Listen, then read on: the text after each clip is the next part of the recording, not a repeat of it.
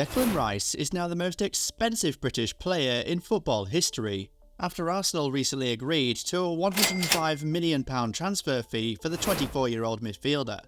The lad is really about to step into a new level in his career, but things have not always been this rosy. Rice has faced rejection, separation, loss and all sorts, but he has managed to pick himself up each time and keep going, and today we'll tell you how all that has gone for him.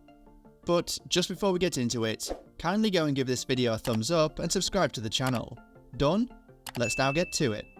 Ladies and gentlemen, this is the story of the rise, fall and rise again of Declan Rice.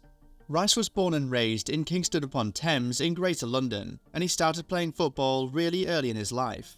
He joined Chelsea at the tender age of 7, and it was there he met Mason Mount, and they became very good friends.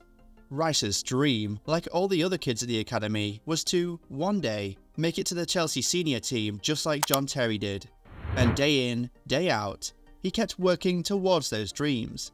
Rice was at Chelsea for 8 years, and he thought he was really rising up the ranks and getting closer to actualizing his dreams, until one day, Chelsea told him they no longer had use for him and he would have to leave the club.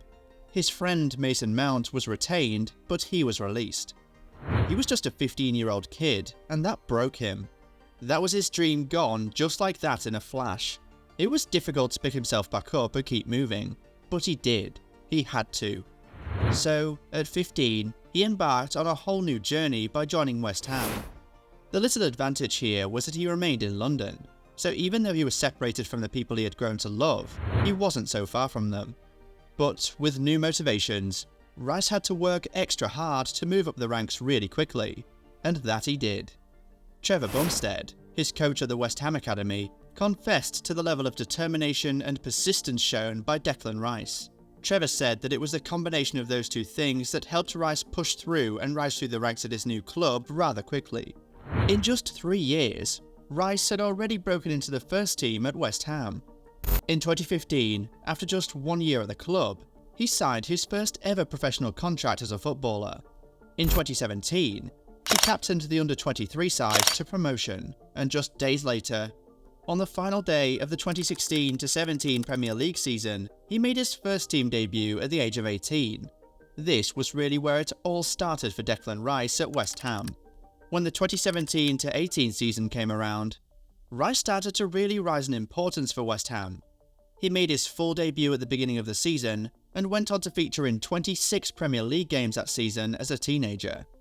He played some huge games that season, including full 90 minutes against Manchester City, Man United, his former club Chelsea, and his new club Arsenal. Rice was so important in his first season with the first team that he finished as runner-up to Marko Arnautovic at the Hammer of the Year Awards, given to the best West Ham player of the season. In December 2018, he played his 50th game for the club, and that made him the first teenager to play that number of games for West Ham since Michael Carrick did it in the early 2000s. Having seen what a gem he was, West Ham decided to tie him down with a new contract. In December 2018, they gave him a contract which should keep him at the club until 2023. But in 2018, there was something equally interesting going on in another area of Rice's life. It was the year he made his international debut. But no, not for England. For the Republic of Ireland. Oh yes. Rice's grandparents are Irish, and even though he was born in England, the kid identified with the Republic of Ireland from the very start. He played with the under-16s, under-17s, under-19s and under-21s, before he then earned a call up to the senior team in 2017. He was first included in the first team squad in 2017 to play friendlies against Mexico and Uruguay and a World Cup qualifier against Austria, but he never came off the bench.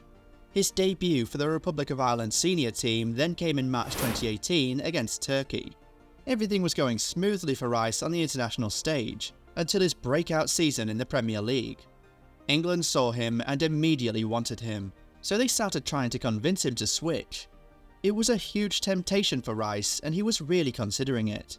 It took him some time to make up his mind, and the Ireland coach started to run out of patience. He dropped him from 3 different squads during this period.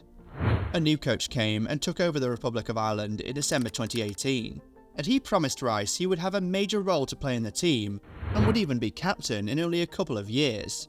But 2 months later, Rice chose England and applied for a change of allegiance. In March 2019, FIFA approved his change of allegiance, so he was clear to represent England. That same month, he made his debut from off the bench at Wembley, and a few days later, he got his first start. That made him the first player to play for both England and the Republic of Ireland since the 1890s. But it came at a price. Rice reported that he received death threats online following his switch from Ireland to England. Anyway, since he switched to England, he has been undroppable, and he is always one of the first names on the team sheet. He has now represented the country at the Euros and the World Cup, reaching the final and the quarter-final of the competitions respectively. Meanwhile, at club level, he poetically scored his first senior team goal against Arsenal in 2019. Little did he know he would be representing that club 4 years later. Anyway, after 3 Hammer of the Year awards, a record in the Premier League era, and captaining the club to their first major European trophy in 58 years, he finally said goodbye to West Ham to join yet another London club, Arsenal. Mikel Arteta found Rice to be very important to his vision for the club, that he was willing to break the bank for him, something Arsenal have not been known to do in the past. Even Manchester City wanted him at some point, but Arsenal were able to outbid the champions. Rice is now a gunner, and he will be walking into that midfield. Honestly, he'd walk into any midfield in Europe right now. The boy is that good.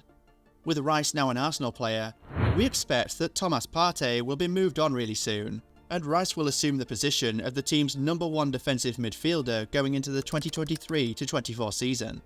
Declan Rice will most likely be playing behind Ødegaard and Havertz in a midfield 3, or he could also team up with just Ødegaard in the middle of the park if Arteta decides to go with a 3-4-3 formation. Rice will be great for Arsenal's style of play, no doubt.